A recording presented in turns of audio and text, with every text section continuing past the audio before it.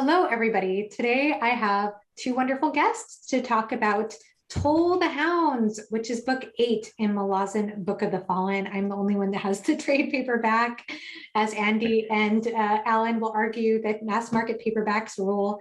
And so I'm very excited to have this discussion. It kind of came about kind of organically to have these two wonderful guests on my channel because I've been really eager to have a Malazan discussion with Andy Smith. If you don't know of his channel, definitely subscribe to Andy. He's fantastic. He is actually the one that's largely responsible for me wanting to continue the series after I took a long break after reading Dead House Gates. Actually, Alan too, because actually both of them, because Alan did a wonderful Dead House Gates review that just blew my mind away. And Andy— That was one of your first videos, wasn't it, Alan? Most of my first videos were Malazan videos, yeah. And then I stopped making them. Just hear Alan talk about the chain of dogs sometime, and you'll just be convinced that Malazan is a series for you. I talked about it yesterday, and we were talking about Midnight Tides. I still talk about chain of dogs. And with Andy Smith's postmodernism, I think, video, is that what it— I can never remember the exact title. Malazan and postmodernism, I think, is the name of the actual video. Yes, that video is just the video I've been telling so many people who are interested in the series to watch that video if they want to understand what it's about, to get a better grasp of it, to feel inspired to read it. So I'm super excited to talk about Toll the Hounds with both Andy and Alan, because this book for me personally was very heavy. It was very heavy, very dense, and I will have to reread it to get more out of it.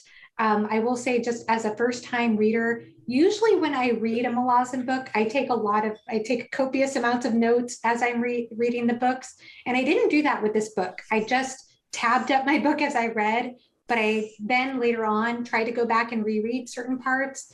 But there's so much to unpack. It definitely deserves close reading on a lot of passages. But it's a very great book, obviously. And I am very excited, though, because I know Andy loves this book. He has a wonderful video on this book. And Alan, not so much. Alan has been very transparent that this is actually his least favorite. I recorded a 54-minute Toll the Hounds review right after I read it. That has never seen the light of day, ever. Release it to patrons. I want to see that video, or just send it. I should do that. Yeah, this is my least favorite of the Malazan books by a long shot, at least the first 10. It's just it's not even close. Like, if I had to tier rank, this would be at the bottom. And I understand that that's an unpopular opinion. There are we mighty few. There are a few of us. I speak for people like Genghis Khan and other people who also did not understand what the because this is most people's favorite. So we didn't understand what the hype was. I think surrounding. Pete also didn't like it, right? Ponderings of Pete. I don't think he was a huge fan of. Maybe, but yeah. So it doesn't change my view of the Malazan Book of the Fallen as a whole. Like, it's still a great series, and there are certain things in this book that I really, really like. But for this being the longest or second longest of them, I did not enjoy my time in Toll the Hounds. Like, it was my least enjoyable experience of the main 10 books, just because of things we'll talk about. So it is my least favorite by a long shot. Yeah, and I would also say, to follow up with that, it's tied with Crippled God for my favorite. So I'm on the completely opposite side of the spectrum. But I think the cool thing about that is that it shows overall, I think, the strength of the Malazan series, because it has so many different flavors.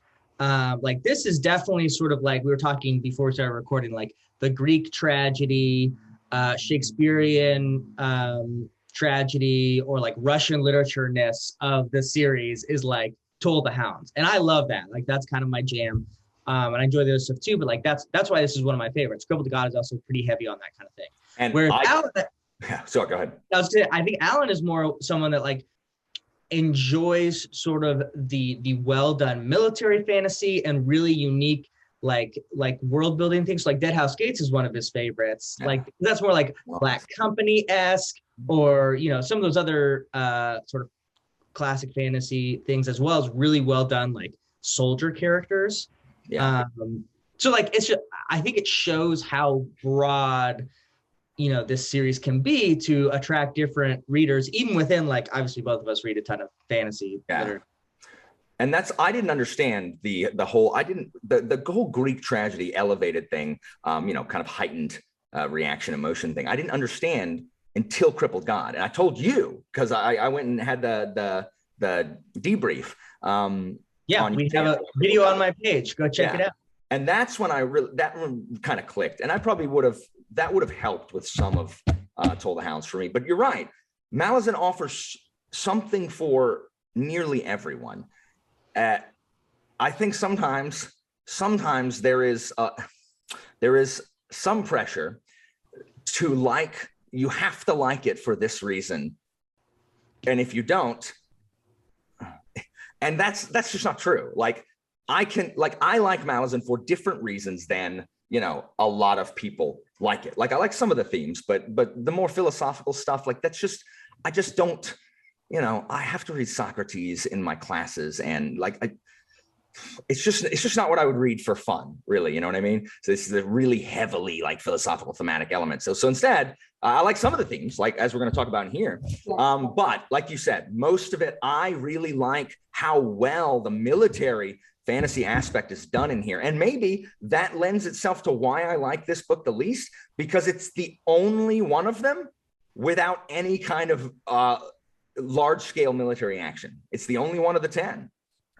That is interesting. Yeah, what I've said about this book so far is that I feel as though, although Malazan Book of the Fallen is known as a very theme-based fantasy series, I felt in my experience reading this book almost as though the themes carry the story more than the story carries the themes, if that makes sense.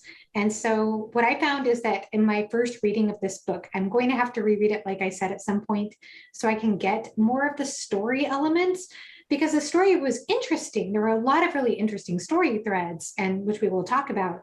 But I found my mind, just as I was reading, just gripping on to this theme and this theme and this theme.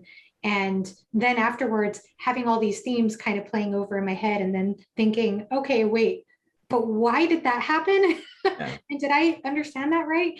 And Malazan Book of the Fallen is kind of a series for me in which half the time, and this has been since book 1, where some really crazy things happen. And I have to question myself, like, did that really happen? Did that happen? And I have to almost like confirm in my mind that actually happened, almost like a dream. But I think, sorry. Go ahead, that's it. I think we do the series a disservice, because everyone's really, really keen to talk about the thematic elements in Malazan, which exist, and that's why a lot of people like it. But I think by only doing that, we are turning people like myself off, who are not like thematic heavy. Like, you cannot like a ton of thematic stuff and still really like Malazan Book of the Fallen. And so I try to be that kind of evangelist, the one that's like, hey, don't worry. Like, no, I know, but look at all this cool crap that happens, even if, you know, thematically heavy books are not really your bailiwick. There is still plenty to like in here. And Toll the Hounds, again, is the only book that I felt that it just overwhelmed me. The other ones, I enjoyed all the aspects of the other ones. Interesting. Okay. And so I know we talked also before recording about how knowledge of that Erikson's father, I believe, passed away while he was writing this book may have an impact on how people read it. I feel like it did for me personally, and I would just like to hear from you too about that. Were you aware of Erikson's father's passing when you read the book? And if so, how that impacted your read of it? I was not, and I didn't, so it didn't impact my read of it at all. This was before I was really like tuned in with the online community and stuff. This was right after I joined BookTube, so I didn't really know a ton about online Malazan stuff. So I did not know. But again, the discussion on how we as readers are influenced by outside factors is a discussion that, you know, can be had somewhere else. But Joanna, you and I have talked about it some, and you know, I attacked Michael about it and stuff like that. But I think all of us are susceptible to outside forces. That's why if you weren't, you could never be the person that like, well, I just wasn't in the mood for this book. And then you're in a different frame of mind, you read it. And then it's completely different experience. You know what I mean? So yeah, postmodernism, baby. I love it, Alan. Is that what that is? A little bit. Yeah. There's no objective viewpoint on a particular work. Yeah. But yeah, I didn't know about this either. I think it's mentioned in like the dedication. So maybe like, you know, when I was opening it up, I read it once, but I didn't like, I remember I didn't like, at least in my mind, kind of impact my reading of it. For me, it was probably more my personal, like what I was going through when I was reading this series, because I was, I have a video on this too, kind of coming out of a certain viewpoint on Christianity in my personal belief system. And this, I think this does a lot with the idea of redemption, which is also a huge Christian theme, applied in different ways across different worldviews. But for me, the grief in that was very reflective on sort of what I was going through. So I think I was more affected by that than sort of like Erikson's grief or thinking about that as I was reading it. Yeah, I just think that, for example, like knowing that now, I am more loath to like, I feel bad saying that I don't like this book. You know what I mean? Like it's written, you're putting the grief of your father's passing into your book. I mean, like, yeah. I'm not inhuman. I'm autistic. It's not the same thing. You know, I still, I feel bad, you know? And yeah. So I don't know if that affects everyone's, you know, reading of Toll the Hounds. I think it more has to do with people think what happens at the end of Toll the Hounds is really freaking cool. Yeah. Which I agree, but I was just like, that don't make up for everything. Well, you know, and to be fair, different people grieve in different ways too. Mm-hmm. And yeah. So I think it did affect the way that I read the book. And of course, it is in the dedication. I knew about this beforehand. I think it helped me a lot knowing actually that, Alan, this wasn't your favorite book, because I did get the sense from you actually way before reading this book. Several books before reading this book, I remember you talking about how the later Malazan books get heavily philosophical. So I was expecting that. And I happen to be somebody who likes philosophy. So I wasn't worried about that going into it. But I think it did impact me knowing that his father passed, because in addition to redemption, which I'm excited to talk about that theme, because that is a very interesting theme in this book, in the way that it is described and defined and just brought into different storylines. But I also saw a huge theme in this book was retirement, or coming towards the end of your life and feeling like that you're out of time, it's too late. Like there's even a scene in which a certain character, is it Barathol? I always get the B names mixed up. Barathol is Callum's cousin, right? Barathol's Callum's cousin. Yes. And that's Blacksmith? Yes. Blacksmith? Yeah. The one who was with, I cannot remember the name, Chower, is that right? So. Yeah. Poor Chower. And also the lady, what's her name? Solara. Thank you. And so I definitely, I mean, even towards the beginning of the book, looking back after I read it, I saw all this foreshadowing that those two were going to end up together. I'm like, how did that go over my head? But anyway, yeah. But Barathol talks about how he's just towards the end of his life, or towards retirement, or the end of something, and he just feels like it's too late. And he's taking this walk into Rajasthan with Solara, and he keeps on saying that if he could have one thing left, it would be a second chance. And so wanting a second chance, and then that comes up in other characters, and I'm probably going to fail to think of all the different situations, but just this idea of wanting a second chance, or not wanting to let go of just, wow, this was my life and I wasted time, and just coming to terms with that. And I guess for me, I really liked that theme. I thought that was a really powerful one. Plus, there were other characters in here that were talking about retirement. So Picker and Blend were characters that were also talking about retirement and what that meant for them. Murillo, I don't know if you say it, Murillo. Murillo. I say Murillo, and I have plenty to say about Murillo. Yeah.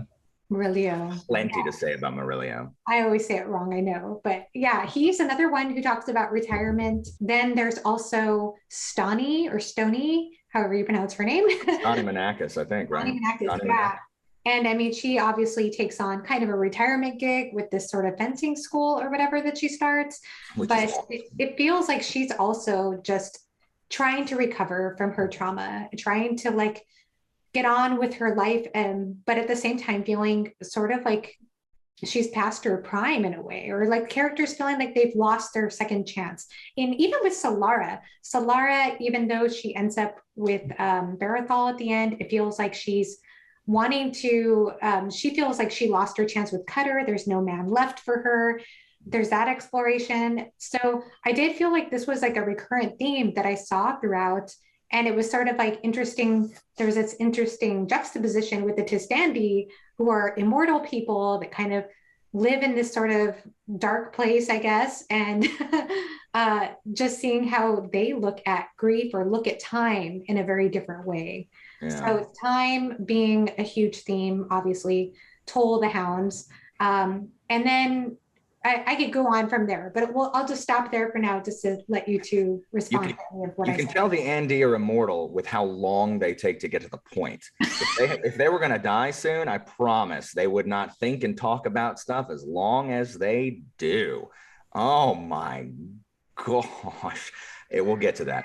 The theme about retirement and it being too late and being past your prime, that I did not gather that when I read it through. So I don't have a single note on that. I have plenty notes on some of the stuff, but I don't have a single note on that. And you saying it, it's so obvious. I don't know how I missed it. I'm not sure it would have assisted, but yeah, I mean that's freaking everywhere. I think Murillo is what began as like a very like C-lister, in Gardens of the Moon and Memories of Ice for the brief period. I mean, Murillo doesn't do anything. He has the fencing. He is at the Fete, and that's it. But I really liked his character development in this, and we'll talk about what happens at the end, I guess, later, because that makes me mad. I think that happened in the middle, actually. Technically. Oh, does it? It's a long book. End of the book for me, because I was like, oh well, guess he's dead. But yeah, no, I get it. The way the Andi deal with grief, like I wrote in my notes. Again, I'm trying to recall the plot points. I'm having to refer to the notes that I wrote. It's just everybody's just so weighted down with grief, especially in the first half. Like everyone is just.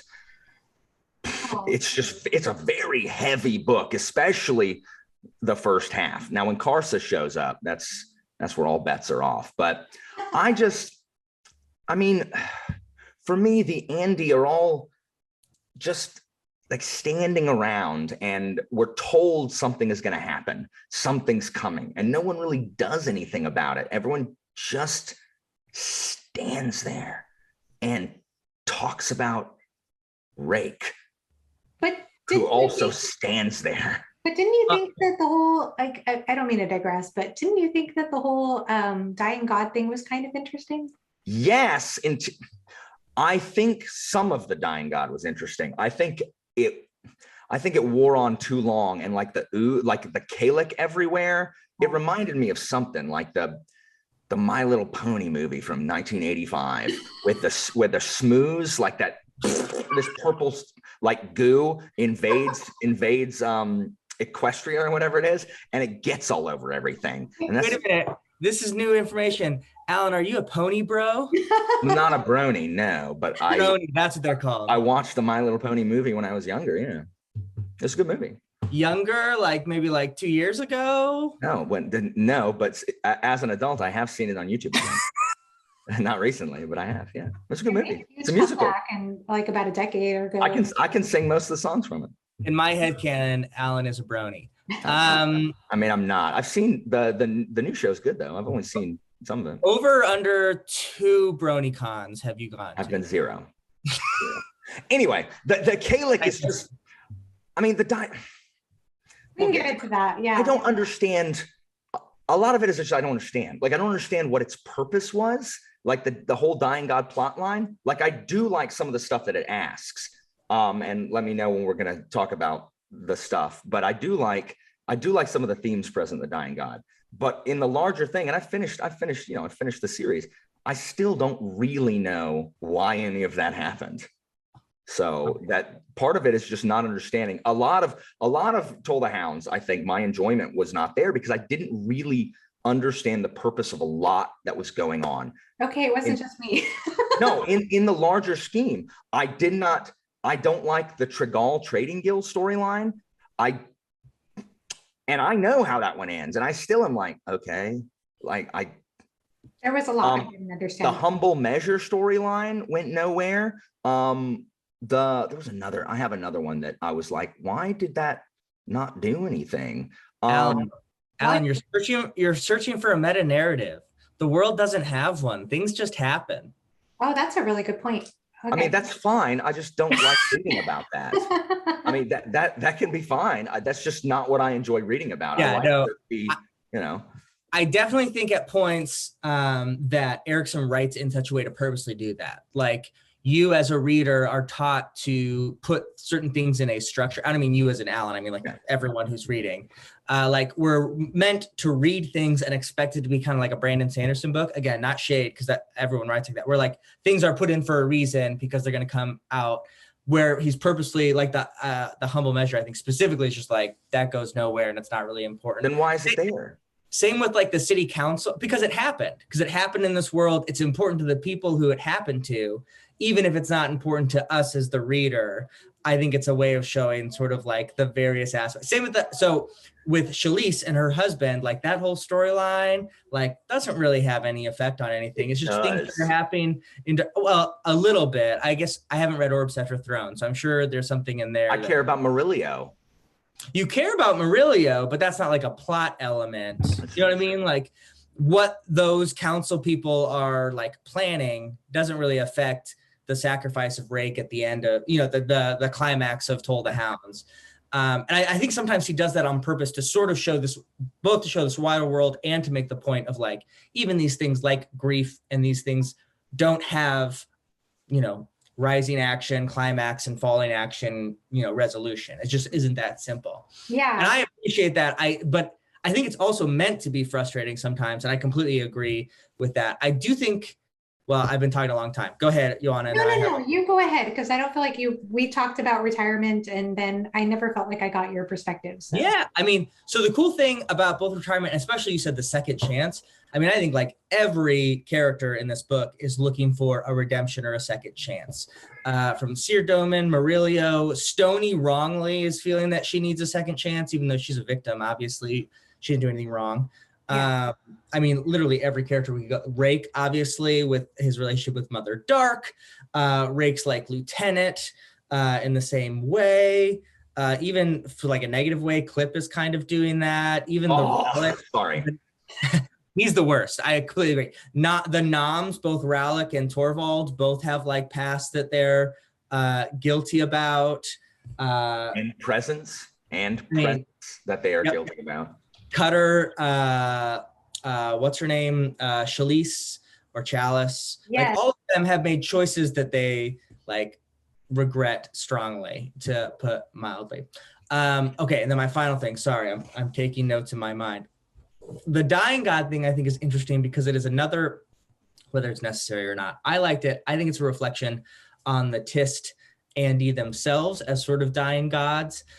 In the sense of like, they have persisted for so long, but they really are just persisting, right? Alan uses the term navel gazing a lot. That's absolutely the case. Like they do like think about things a long time, don't really act. There's very much a thought of, I'm currently reading Lord of the Rings and Silmarillion right now as well. And there's the same kind of thought with the elves in Middle Earth, that they like persist, but because they persist so long, they don't have the same kind of interaction with the world and joy and happiness that men have. And even in the Silmarillion, like when they're created by Ea, like there's this idea that the special gift of men is actually that they don't live as long because they have like greater experience while they're there. And I think the same thing is true of the Tist. Like they have this long history of not being able to fully like engage with the world and have joy and feeling. And like, I think the ultimate end of that is obviously that Anomander actually does do something finally to bring Mother Dark, and that actually allows them to have a full thing. So I think that it's kind of like another way of building the tension to that final really cool climax. But I do agree there's points where it's kind of gross. Yeah. Thank you for bringing all of those other examples up. That's absolutely right on. And that's so interesting too about the Tistandi too. I guess we could go ahead and talk about the Semen Kellic and that whole thing, as gross as it was. And gross. Maybe just starting with like, and that of course ties into that theme of redemption too, with the character Salind, and then there's Seer Domain and the Ikovian storyline. Oh my gosh, what is that called? The Redeemer thing? The Cult of the Redeemer. Yeah, I want to. Yeah. So the religious aspect, the religious themes was my favorite part of my favorite stuff in this, and I wrote it down. Like between the Dying God and Rake and the Cult of the Redeemer, you've got three kind of deities, three quasi entities who are worshipped. They're all three have worshipers: the Dying God, the Redeemer, Ikovian, and Rake. And so I really liked what it was asking about it with the Cult of the Redeemer specifically. What is a God that asks nothing from its worshipers? Like, what kind of monsters can be born from a God who blesses indiscriminately? Because that's what Ikovian did. The Cult of the Redeemer, it requires nothing from you. There's no code of ethics. There's no doctrine to follow. If you want to be blessed, he will bless you. And without any kind of accountability from the worshipers, you're creating monsters. Like, it's just, and as we see the people surrounding the Cult of the Redeemer, Ikovian's that whole bringing redemption to the Talana Moss from Memories of Ice is completely corrupted and perverted in this book. And then you've got what, in the case of Rake, like, what is a God that doesn't even acknowledge that people worship him? Like, he's turned, like, he doesn't, Mother Dark too. Like, he doesn't even acknowledge the fact that people do deify him and that people, cry out to Rake, like, for what do you, and he just doesn't do anything. He doesn't want to be worshipped. That's something. I mean, tough, Rake. Like, but there's a whole part where he's talking about how when people worship icons, they will inevitably end up shattering those icons. Mm-hmm. And so he wants kind of to be none of that. And I don't know, it seems to me like he wants to be really careful about his power at this stage. Yeah. And because he's seen the consequences of it, and with Dragnipur and everything like that. But also I think there's some dialogue towards the end about how he's this great leader because he never asks his people anything he himself is not willing to do. That's good. Yeah, I found the passage because it's one of my favorites. It's on page 380 in my full thing. I'll read it here real quick if you will humor me, because I think it's great. So this is Anomander Rake talking about the Redeemer. I cannot but wonder at a God so willing to assume the crimes and moral flaws of its followers, while in turn demanding nothing, no expectation of a change in behavior, no threat of punishment should they continue to transgress. Absolution. Yes, I grasp the notion, but absolution is not the same as redemption, is it? The former is passive. The latter demands an effort, one with implicit sacrifice and hardship, one demanding all the higher qualities of what we call virtues. And then Spinnick responds, yet he is called the Redeemer. Rake responds, because he takes on the task of redemption for all who come to him, all who pray to him. And yes, it is an act of profound courage, but he does not expect the same of his people. He appears to possess no expectations whatsoever. Yeah, there's no repentance. It's just like, hey, can you absolve me? And I'm going to go keep doing that. Yeah, and I love that, the difference between absolution and redemption. Yeah. And I mentioned earlier, like, one of the things, this is a very personal thing to me. Hopefully this doesn't offend anybody, but like, I was coming out of, in my opinion, a application of Christianity that had that view of redemption, that it was just like there for the forgiveness. And yet there was all of this room for like racism and hatred of immigrants and some really nasty stuff that is really against, in my view, the real Jesus of Scripture and like the whole of Scripture itself. And so it was very powerful for me to have that outlined in sort of this really fantastical, obviously, world, but I think in a very powerful way that hits home strongly in our real world. And yeah. And as someone who was reversed, like I came to Christianity later in life, and I struggle with the exact same thing that you do, but I recognize it as the politicization of the gospel. Like once, like it's the co-opting of religion by a political party, which I rail against all the time. But yeah, like absolution or redemption requires repentance, requires some kind of sacrifice on your part. Otherwise, it's just blanket absolution. And if someone goes out, hey, I'm going to murder 100 people. I'm sorry. Can you forgive me for murdering 100 people? Okay, cool. You're fine. You're fine. Go about your day. Boom. Babe, go with you. I am the Redeemer. I bless you being the Redeemer. And it's just like, cool. Can I kill 100 more people? Of course you can. Like, it doesn't require anything, but good. You got absolved. I'm glad you feel better about yourself. And, and that's what the Redeemer's doing. He's just blanket, like, those rapists are like the heads of his cult or whatever. You know what I mean? I forget that guy's name, but I hate that guy. Oh, Bradithan, or does he die? Did we kill him? They all die when the army comes. I'm forgetting the Darujistan, when like the whole cult is attacked. I think they die. Cool. I'm okay with that. It's been a while since I read it. I think so, yes. Let's just say he died. Yeah, that's fine. But yeah, it's just super interesting thematically here. And and then you have like Mother Dark turning, like, what is a God that turns its back on its worshipers? I forgot about the Mother Dark thing, but yeah, Mother Dark is just like, nope. And I still don't really understand Ava, nobody cares what you think. I still really don't understand the whole Mother Dark thing. I have been told that is explained in the Carcana stuff, but I have not read those. So yeah. I think that it's interesting, though, this whole entire part that you two are talking about, though, about if there are no consequences, if the Redeemer takes in everything and absolves everything, that people could just do whatever they want. There were some really brilliant passages about that in there, in addition to one Andy read out loud as well. And I think that's such an important aspect of the book when you look at it in contrast to that idea of too late, wanting a second chance, that desperation for a second chance. Because if you recognize that time is running out, and you recognize, I don't know, that there is this other sort of way of looking at the book where these people do want their lives to have purpose and meaning and sort of have some sort of good behind it, beside the idea of like, it doesn't matter what I do because it'll all be absolved in the end. So, so it's interesting just to look at what consequences means versus having this sort of like faith that is based on indifference, basically. Yeah, and I think it's interesting that like Erikson explores that theme, that there obviously it's explicitly religious, but there's a lot of other storylines where it's not religious at all. I think one of the kind of low-key, under the radar, really good ones is with Torvald, who comes home after like wandering for all of these years to his wife, and he sort of regrets losing that time.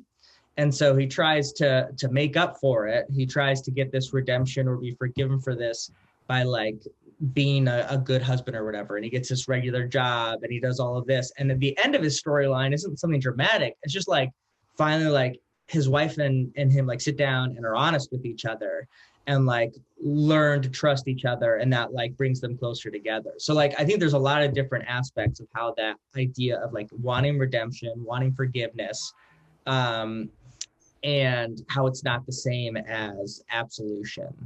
Yeah, I struggled with Torvald, honestly, because certain scene at the beginning of the book.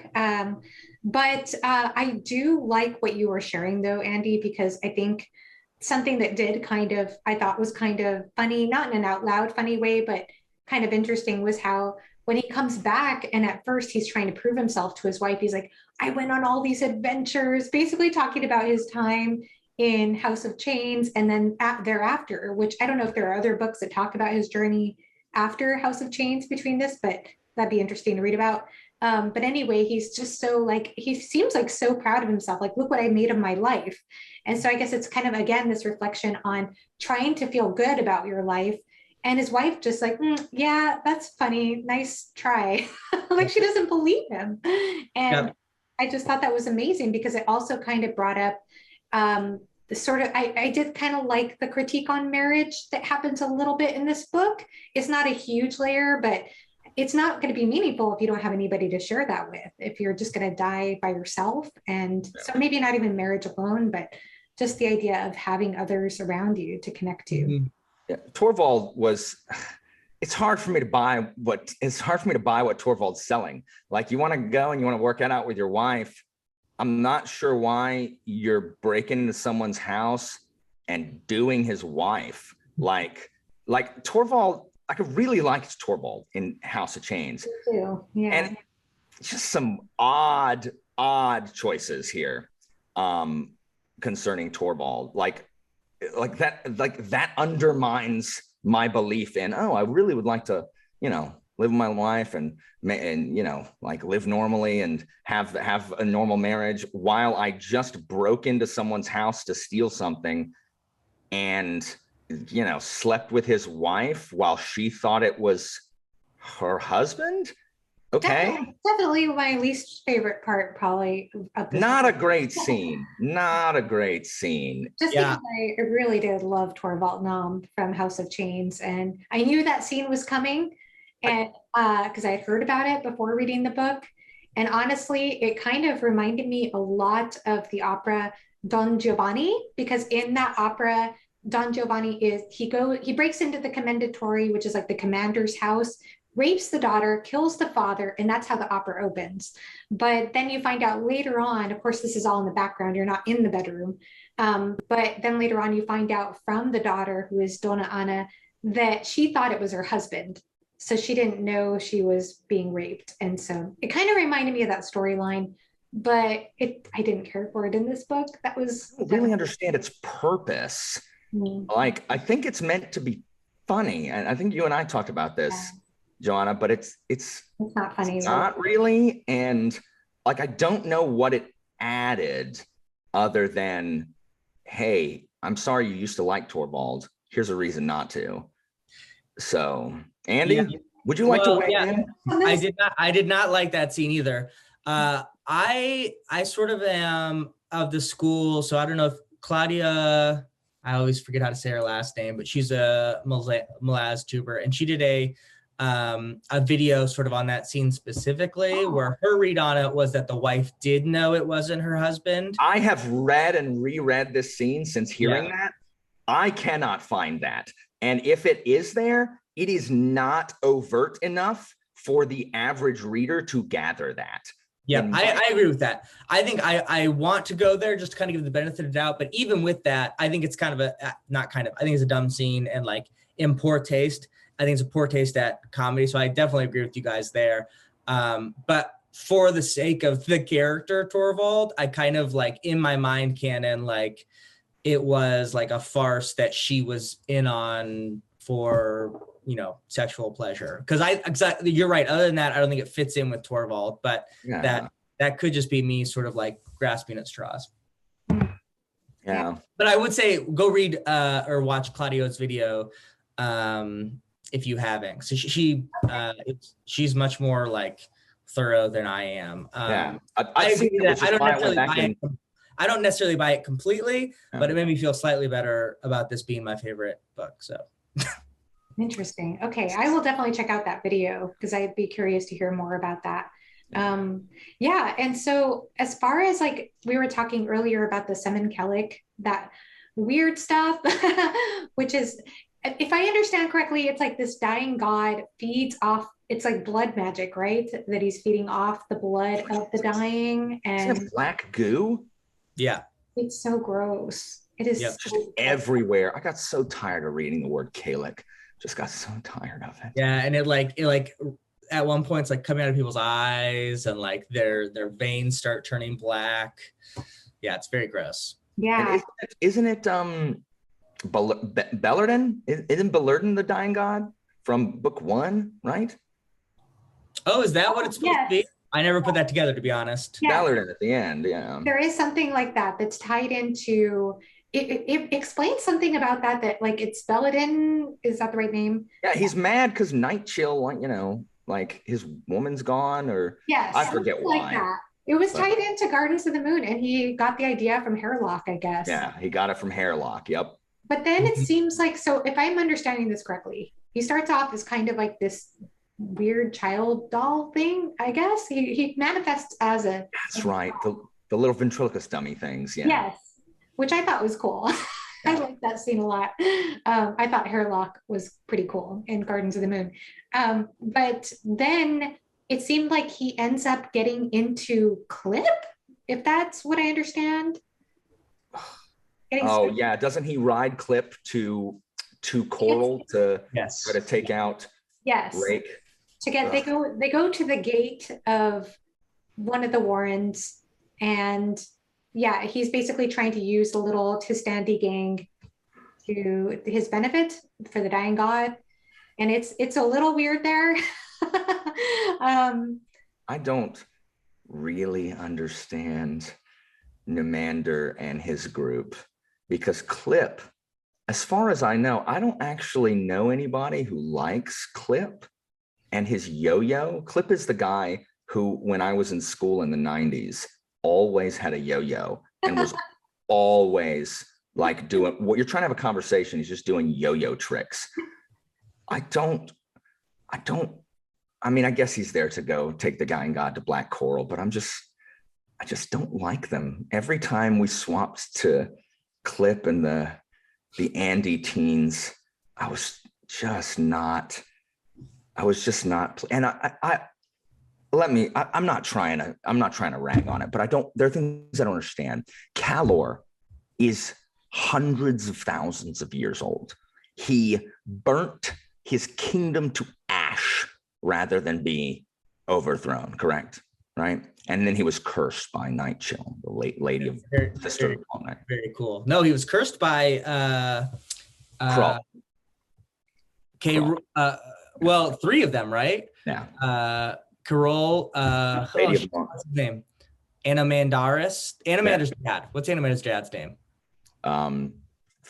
Father Light. Osiander. Is it Osiander? And Osric? Yeah, whatever. Anyway, but I don't understand how this guy, who's like who he is, can't beat Whiskey Jack without Whiskey Jack's leg breaking, and how some Andy teen girl lays him out and he's just like, oh, okay. Why did he not skewer her? Like, it's Calor we're talking about, and an Andy teen like lays him out, right? Like, that happens. I have it in my notes. Surely y'all remember that, where he is laid out by one of the Andy kids. Do y'all remember that?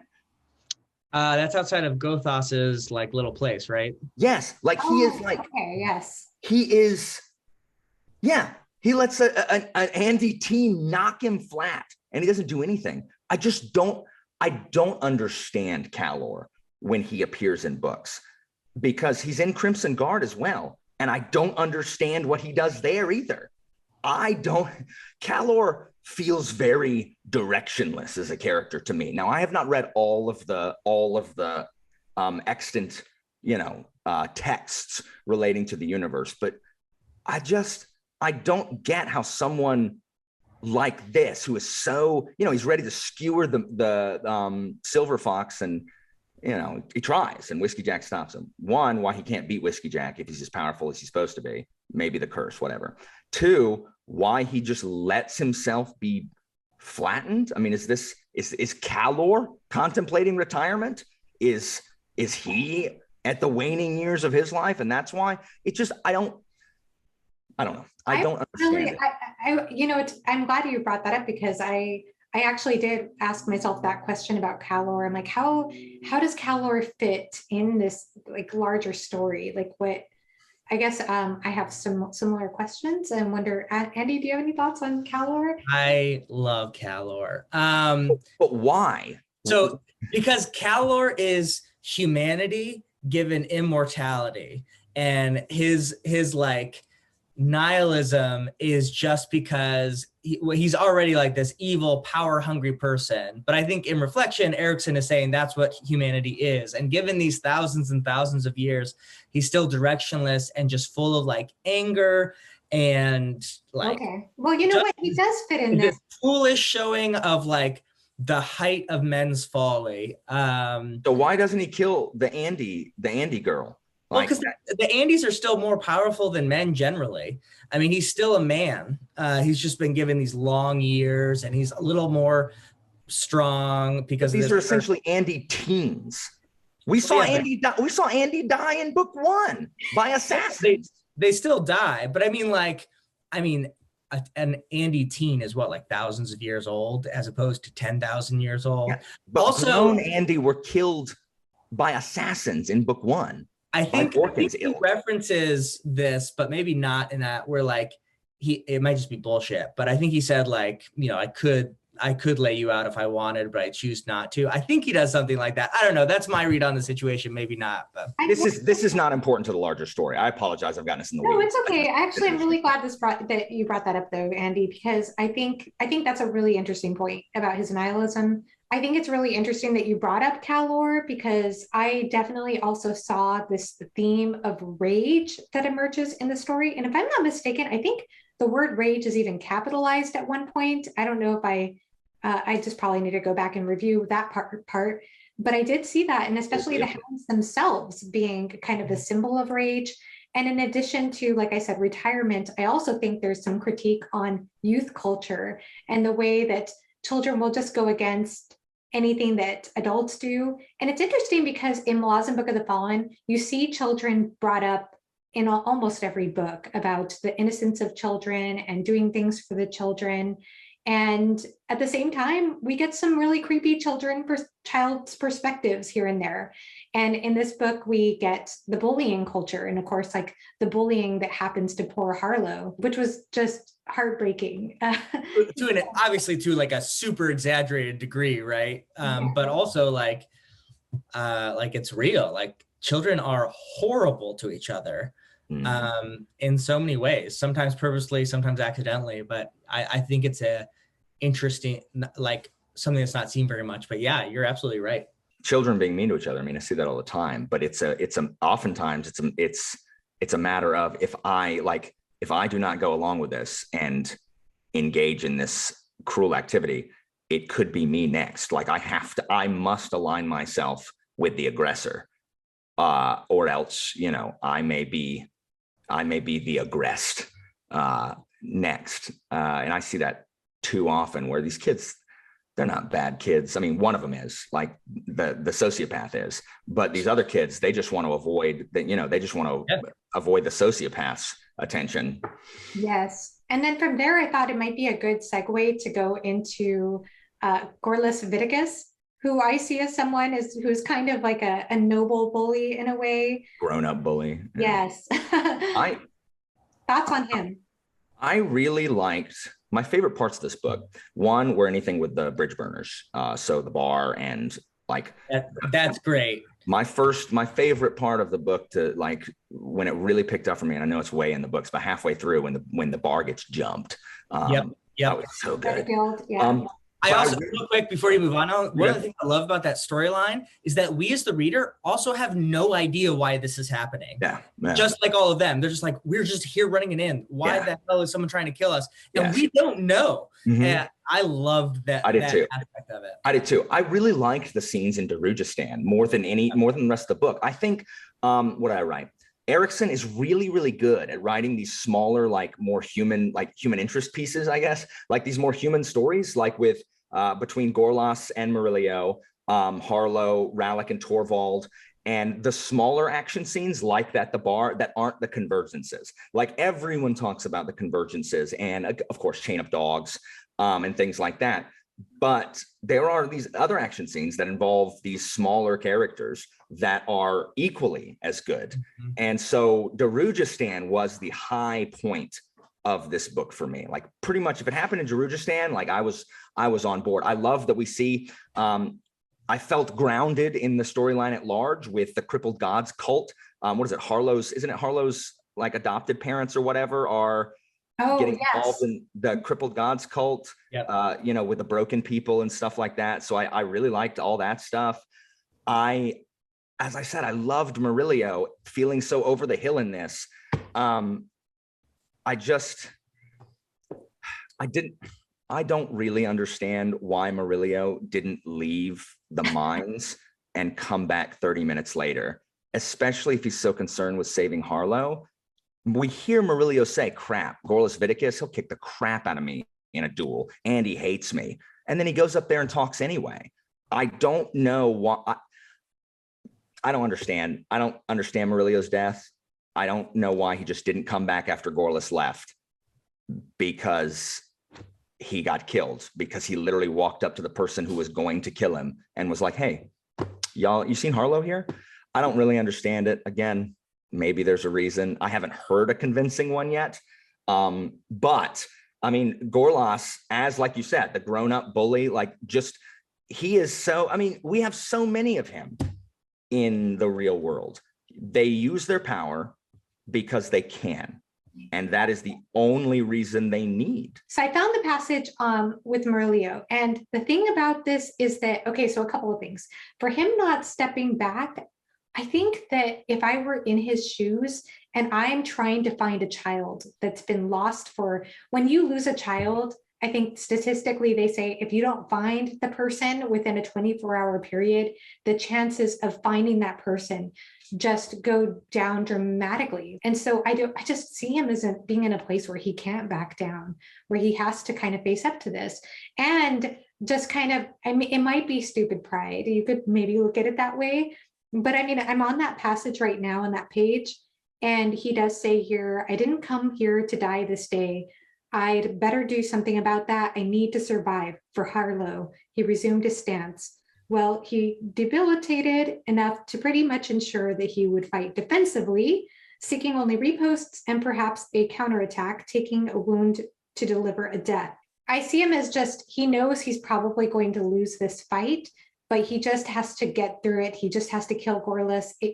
I feel like it's just down to the wire. He doesn't have enough time. He doesn't have enough time in his mind to get away and rethink tactics and strategy and do it another way. So that was how is he helping the child if he dies? And also he knows he's at the mine. Like at this point, like the reason Murillo's the only one there is because he's the one that knows he's at the mines. So he knows he's there. I don't know. Maybe you're right, Joanna. I'm sure someone would be delighted to I don't know. I mean, I will say though that I was heartbroken when he died. It was absolutely, I felt stabbed. I was more distraught by Murillo's death than I was by Rake's. And I know that's an unpopular opinion, but Murillo's a human. I can relate to Murillo. I feel like Murillo was a flesh and blood human. Rake is this distant, far off icon that, not even the people closest to him know, really. He's unknowable. Yeah. And he's very much a willing victim. Like that's the whole thing, right? Yeah. That's what he's trying to turn Mother Dark back. Mm-hmm. But Murillo is just like trying to survive. Yeah. And Alan and I have talked about this. My read on that is that it is just a bad decision by him. It's a mix of hubris and exhaustion, not being in the right sense, making poor choices, and just sometimes humans, even our heroes, make really bad choices. That's my read on it. I know it's not satisfying, but that's kind of how I read it, is that he just made a huge mistake and it cost him his life, which makes it even sadder. But that whole storyline is just like a gut punch. Yeah, it is. It is. I was so hoping he would live through that. So. Me too. Yeah, that was so sad. And as far as Gorlas Viticus is concerned, he got under my skin. There were a few characters in this book, actually. When I bring up the rage theme, it's not only that I saw it in the book, but I felt it. There were so many times in this book when I got angry, like really, really angry for a variety of reasons. And one of those was Gorlas Viticus, just his whole entire exploitive mindset, like what you said, he was just going to abuse his power just because he could. But I actually found myself getting even angrier. And I don't know if this is unfair. This might be unfair to say this because I know that she was not in the best circumstances and didn't have the most freedom. But I even felt angrier at Chalice than I did at Gorlas Viticus, because there were times when Gorlas Viticus was reflecting on power as like, you know, why are you mad at me when I'm just taking what you don't take? In other words, he almost sees it as like, I'm just doing what you won't do. And in other words, he sees his power as sort of attributed to some amount of effort. I think he knows, of course, that it's beyond that, that's the way that he plays his games is very dirty.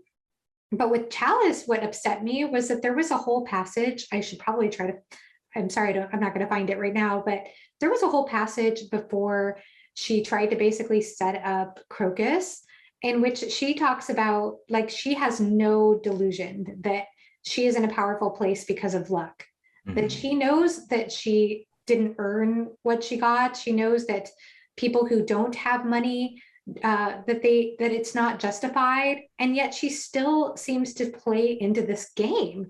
And it just, maybe she didn't have a choice too, I don't know, but I got so angry at her. I just thought she was slimy in the end. I thought she was incredibly slimy. But then she kills herself, and then I felt bad for like hating her. I forgot about that. I forgot about that. I also felt angry that whole storyline, but not at Chalice. I more felt just like the game and the power structures that are like in Daryushistan, and how she felt to me more like a victim, a pawn, and even the sliminess that she has, which I agree, I think is her way of trying to cope with the fact that everyone around her is slimier. And so this is both, she's getting it on her, I'm stretching this metaphor, but also like that's how she decides that she will have to survive. It's their Kalik. I think that's what happens. Ooh, like, nice, Alan. What did you say? It's their version of Kalik. It's getting on everybody. Yeah. Yeah, so it's interesting though, because I know there's a scene, of course there are many scenes where she has her globe, and I thought that was interesting. The globe with the sort of, that reminds her of the night in Gardens of the Moon, and that was so fascinating. I think there's a lot of foreshadowing, by the way, in this book for Dust of Dreams, and that metaphor of dreams being dust and sort of life being fleeting and that kind of thing. And she's seeing things with her in her position, you know, just trying to contradict myself here. Her power is her looks, her beauty, which she knows that's fading, and she's not going to have any power without that, because women aren't invited on this guild. They aren't on the council. And I think there is actually a really interesting passage too, when she's looking in the mirror, and it seems to me like she even questions, am I really going to go through with this? And I think this was to do not so much with what she does with Crocus, maybe some event before that with one of the councilmen basically turning against her husband. And she like leaving her innocence behind, but also leaving, in addition to choosing to leave her innocence behind, leaving behind her humanity. And that was a choice she made, and that was heartbreaking. So that was actually another theme too, like very lightly sprinkled in, was about innocence being a choice. But I saw that with Nimander's storyline too. But I didn't like Gorlas or Chalice. Or anyone involved, anyone near that storyline. Oh, like, really? Not even Cutter Crocus? Because I thought it was interesting in how he played into it. And of course, Aurelio. No, I don't. I mean. Okay, well, I liked it. Cutter, I need Cutter to get it together. Like, he has had enough time and gone through enough stuff to where I need him to make a decision about like who he's going to be as a person. Like, he's not just hanging out in his parents' basement. Like, he has been all over the place. It's time to make a choice, Cutter. I can no longer follow your being tossed by the wind. I liked him actually in this book. And I like him and Apsalar apart much better than when they were together. I think I agree. Just shows so much more growth. And I feel like he shows a lot of growth. And I know, Andy, in your video, you talked about how he goes back to the name Crocus in a moment towards the end of the book, which is telling of something, I think. Yeah, he definitely goes through that like decision moment of like, because he has been blowing on the wind literally like across continents. Yeah. And like he's had a whole bunch of people he's looked up to who've been killed, and his uncle's not here anymore. And like he's coming to the fact that he's not the same person he was. And then he gets like everything he ever wanted because he gets to sleep with Shalise and like have this relationship, maybe run off with her. But then he realizes like he doesn't want that anymore. Yeah, it is a very interesting, it's high stake, low stakes kind of, because it's just kind of his personal journey. It folds into other things that are happening. But most of Crocus' storyline is him like either having sex or sleeping in his little apartment in the harbor, like trying to decide what to do with his life, which sometimes is interesting, sometimes not. I understand Alan being frustrated with him because I'm frustrated with him. But I do like kind of where it goes and how that ends up in the series as a whole, which obviously I won't say anything you want. I know you're not Okay. there. I think it is a good step. I did find him a little bit frustrating too, but in the same exact way that I find a very realistic portrayal of that kind of person at that kind of age and stage in life frustrating. For me, he just comes across in this book, I don't know, something about him felt much more real to me. Yeah. I don't know. I really liked his character, how it developed, even though I did want to slap him a few times as well. And same with Solara too. I love Solara's character. I like Solara. She's so fascinating, but she's also interesting too, because she just doesn't come straight out. And even though she complains about Cutter being not over Absalar, and she might be right, her intuition is usually pretty dead on. At the same time, she never comes forward and tells Cutter what she wants. She just kind of plays it off like, oh, you don't want me because I'm fat. I hated that part. And you just want nothing to do with me. And I don't know, she just kind of plays it off almost like a joke.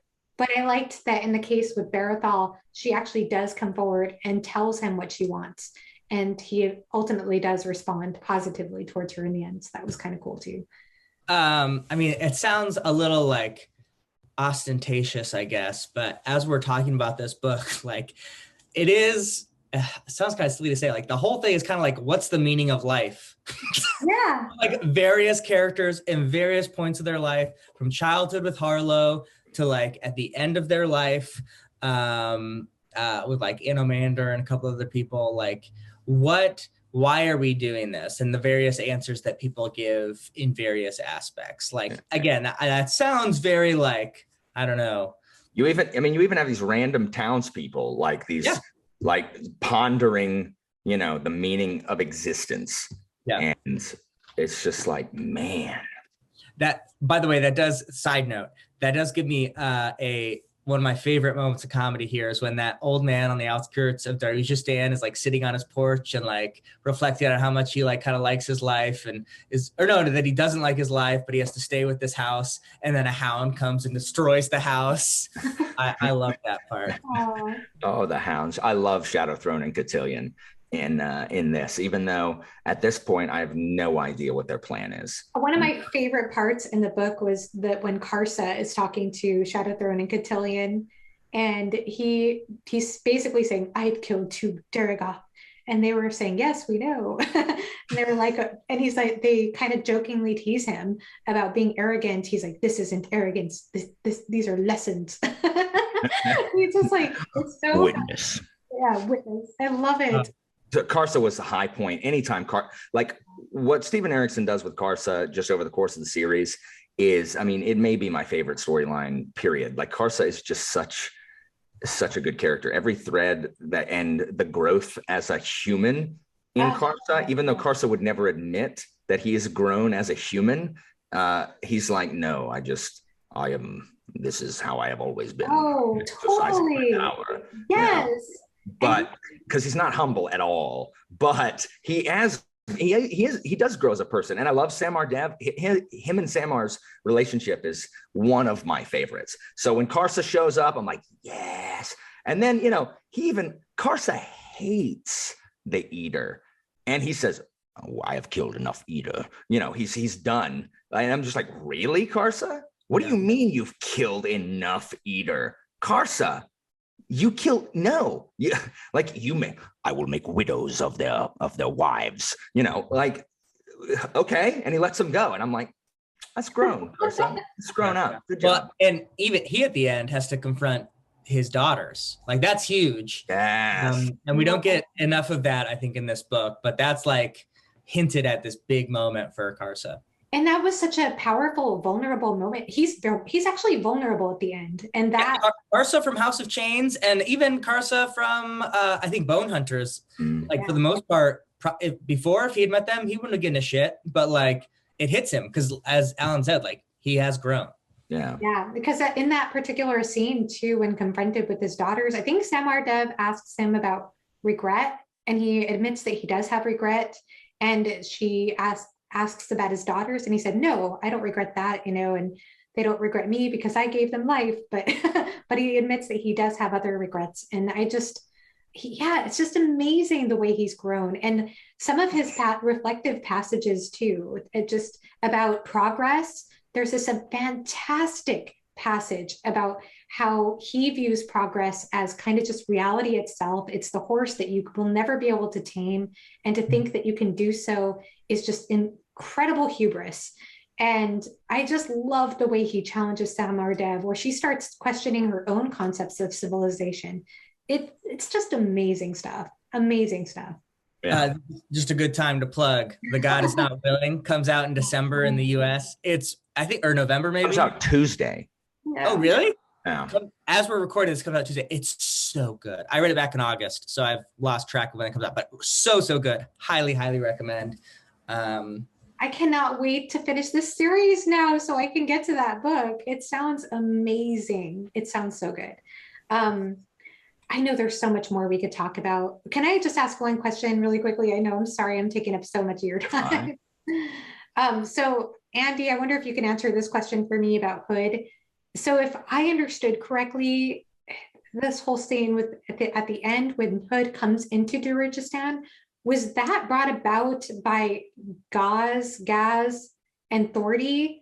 So Gaz is basically that serial killer guy. Mm-hmm. And he seems to make he seems to be working for Hood without realizing he's working for Hood. That was sort of what I gathered. And then Thordy ends up killing him. And then that brings Hood into Darujhistan. So my understanding of this, and I'm sure, as Alan said, there's many people who will want to correct me on this. So he thinks that he is working for Hood by killing all these people, but actually it's his wife. And in her garden, she's creating an altar. And when blood is spilt on altar, there's power. And so it is that blood that allows Hood to enter into the physical realm. And that is because it takes power for them to enter into physical existence, any god. And then that's what allows him to be able to be killed by Dragnapur, which allows everything else to happen. So that makes sense. Okay. Yeah. That makes sense, because she does say something along those lines where it sounds like she was working. Yeah, that makes sense. I believe she is an official member of the House of Death. Maybe the Mason. I can't quite remember. I think it's referenced very like one sentence. She actually has a title somehow. But that does, I think that's a good bridge to say that when death enters Darujhistan and there's just these little snippets of like power leaking out in the world, I think it's just one of the coolest sections ever. That is amazing what he does there. It's so cool. Some are tragic, some are good, some are bad. It's just like this very cool like manifestation of the power of death in like tragic and also like victorious ways. It's super interesting.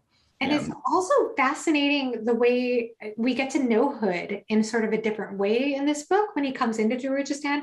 And I don't know if it's because he's in Darujhistan, but he suddenly has compassion. And like the first guard, I guess he comes across, about how he realizes he's going to take this man's life, but he also recognizes that this was a man of honor, that he's going to be like leaving a big hole behind with the family that this person will leave behind. Yeah. And so it's like he actually cares, that it's a moment of him actually caring. Well, I think the guard lives. He says, I have received Erikson. Yeah, I've received so many souls, I will not receive this one yet. And the guard is resurrected. Oh, okay. Maybe I misunderstood that part then. Yeah, and I don't. I mean, you're right in his just even more so. Like he uses his power in that positive way. Why does he just resurrect that one guy and not like all those people who? Yes. I don't know. Gods are fickle. Yeah, I mean, and then Hood does Hood get decapitated? Doesn't Ray just? It's like right. Mid-sentence, which I think is great. Yeah, the last 300 pages is really, really good. Like really, really, really good. Really good. It's really amazing. I want to go back and reread this book, like I said, because there's just so much there. And we didn't even talk about a lot of things like Krupp. If we don't talk about the mule scene, people are going to riot in your comments, Well, Joy. Okay, the mule scene was hilarious. I literally wrote in my notes, Puss and Krupp in the same book. Ugh. But this was the book where Krupp started to grow on me, like a kind of like a rash. Like you hate it when it's there, but you kind of miss it when it's gone because you like scratching it. It's kind of like what Krupp is. Puss has never endeared himself to me, and I hate him. I hate everything about it. But the mule scene, I did chuckle at. I did think it was funny while hating myself.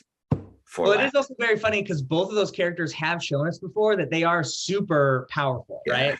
Like Krupp with the hammer blow in Memories of Ice, and Iskrel Pust when he took out the Daragoth. So like we know that they're like super badass, but also both are so ridiculous. It's a really fun scene. I hated it, but I mean, I liked it, but hated them. You begrudgingly liked it. And I did. That made me dislike Krupp less, but still has my. I liked Krupp in this book. I thought it was interesting just how, like, of course, that affected the narration style a bit. It affected the structure of the book a bit. But I actually really liked his parts in this book. It was interesting. So yeah, he allows Erikson to be a little bit more on the nose or narratively obvious, which is a fun gimmick. I don't know if that's not the right word, or I don't know, whatever. It's a fun idea for him to get across what he wants to get across in sort of this. It's like a Greek chorus, going back to what we talked about. At times, Krupp kind of takes over the chorus aspect of like, this is what's happening now, be prepared for this scene, and then the scene happens, which is interesting. Like we don't get that a lot in books. That's a brilliant way to put it. This I will say, this is the book where it started to wear on me the panacea that is the Azath House, because here we have the third time someone on the brink of death is thrown this is just in the main 10. For the third time, someone on the brink of death is thrown into an Azath house to preserve their life. And I'm just like, how many times are we going to dip into that well? It just seems like it's just so weird in a series that will kill main characters while simultaneously having Azath houses to ensure that no one ever dies. It's just like, what is, do you know what I mean, Andy? Yeah, no, I totally get that. I would say they're not consequence-less. Like even Lam, there's some consequences for what happens. But I do agree, it's kind of odd that certain times the Azath House works that way. But I also the Azath House is just really weird. The whole time, it's always kind of very inconsistent. But there's another one in one of the Esselmont books as well. And I'm just like, why do we keep doing this? Yeah. Anyway, but that confused me kind of narratively on why we keep going back to that well. I guess you just didn't want to kill that character. That's fine, but it's just weird. It really bothered me. You're talking about Chower, right? Chower. Yeah, and Rallick Nam and Callum at the end of the Bone Hunters with who pushed him in. Lestara pushed him in. I forget because Absalom. Yes, that's right. There we go. Yeah. All right. Anyway, maybe it doesn't bother anybody. Maybe it just bothers me. But I mean, also the interesting thing is because it's sort of the realm of Shadowthrone and Cotillion, all three of those characters sort of come under their sway because of that, which I think is, At least with Kalam, it's very important. I don't know as much. Rallick, we don't really know much about what he's been doing with What's-Her-Face. I don't know if that'll come up in another book or not. Yes. I think Eslamont actually goes over that. Anyway, this is not important to what we're talking about. Doesn't matter.